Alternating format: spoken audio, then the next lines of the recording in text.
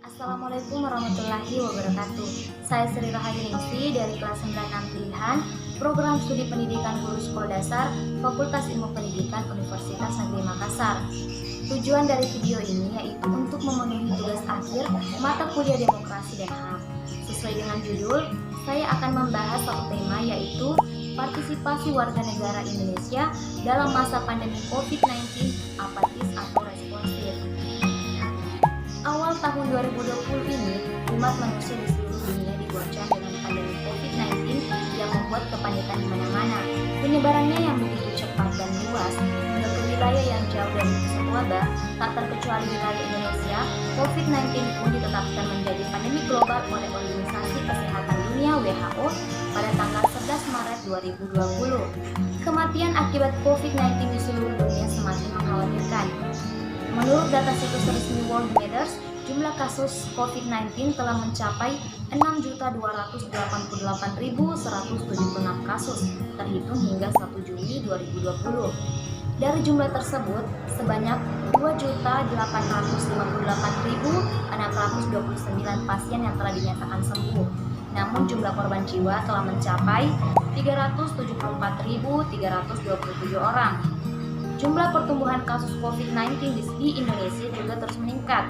Hingga 1 Juni 2020, kasus positif COVID-19 berjumlah 26.940 kasus, sedang angka pasien yang sembuh berjumlah 7.637 pasien, dan angka kematian mencapai 1.641 orang. Dalam hal ini, partisipasi masyarakat menjadi kunci utama untuk pencegahan penyebaran wabah COVID-19. Pemerintah menganjurkan masyarakat untuk menerapkan social distancing dan physical distancing guna memotong rantai penyebaran virus tersebut. Nah, pertanyaannya, bagaimana sih partisipasi masyarakat Indonesia selama pandemi?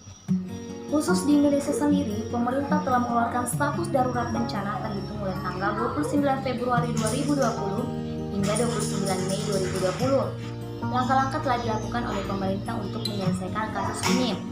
Salah satunya yaitu mensosialisasikan gerakan social distancing, physical distancing, self-quarantine, dan self-isolation. Tetapi kenyataannya, banyak masyarakat yang tidak menyikapi hal ini dengan baik, seperti tidak menggunakan masker saat keluar rumah, berpergian ke tempat yang ramai, dan juga tidak mencuci tangan dengan sabun serta air yang mengalir. Hal-hal kecil seperti inilah yang sering dilakukan oleh segelintir orang. Contohnya saja, pemerintah telah menghimbau untuk belajar dari rumah, namun kondisi ini dimanfaatkan oleh banyak masyarakat untuk berlibur. Selain itu, masih banyak juga masyarakat Indonesia yang menganggap enteng virus ini dengan tidak mengindahkan imbauan-imbauan pemerintah yang menyatakan bahwa masyarakat masih ada yang tidak disiplin dengan situasi ini. Mengapa demikian? Seperti yang dikatakan salah satu influencer milenial, Shirley Anavita, ketidakdisiplinan WNI karena aturan pemerintah yang tidak konsisten. Oleh karena itu, agar situasi ini dapat teratasi, baiknya pemerintah bukan hanya fokus memberikan aturan dan juga saran kepada rakyat, tetapi juga memberikan contoh dengan konsisten, jelas dan tidak berubah-ubah, dan tidak ada ambigu dengan peraturan yang dibuatnya agar bisa diikuti dan dihormati oleh rakyat. Dengan totalitas yang diberikan pemerintah, maka rakyat juga akan menganggap peran terhadap COVID-19 ini adalah peran bersama antara rakyat dan pemerintahnya, yang juga harus dimenangkan secara bersama. Selain itu, dalam merespon wabah COVID-19, masyarakat sipil Indonesia menunjukkan solidaritasnya dalam bersama-sama mengatasi pandemi ini. Salah satunya di bulan Maret 2020, Koalisi Masyarakat Sipil menyuarakan kepada pemerintah untuk memperbaiki respon yang dinilai jauh dari pemenuhan hak untuk melindungi warga negara.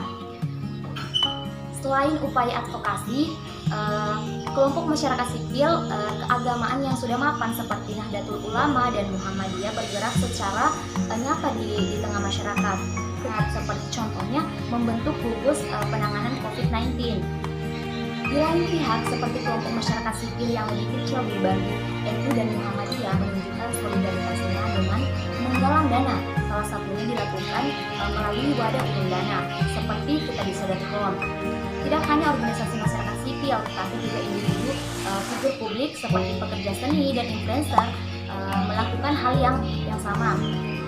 Pada tanggal 30 April 2020, penggalangan dana terkait COVID-19 di Wadah Urun Dana telah mencapai lebih dari 20 miliar rupiah. Penggalangan dana itu dimaksudkan untuk beragam tujuan, misalnya membeli alat pelindung diri untuk tenaga medis, menyediakan tempat singgah untuk tenaga medis, hingga bantuan pangan untuk masyarakat yang berdampak krisis akibat wabah ini. Di samping itu, ada pula kelompok masyarakat sipil yang bergerak di ranah digital seperti Kawal COVID-19 yang mendedikasikan diri untuk menyediakan informasi terpercaya seputar COVID-19 di Indonesia melalui situs dan media sosial mereka.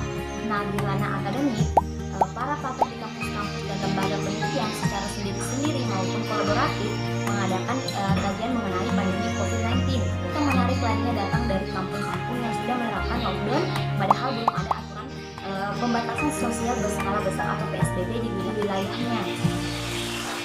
Hal ini juga secara mengejutkan dilakukan oleh klaster-klaster di daerah perumahan di wilayah urban yang sebetulnya berkarakter lebih pada individualis.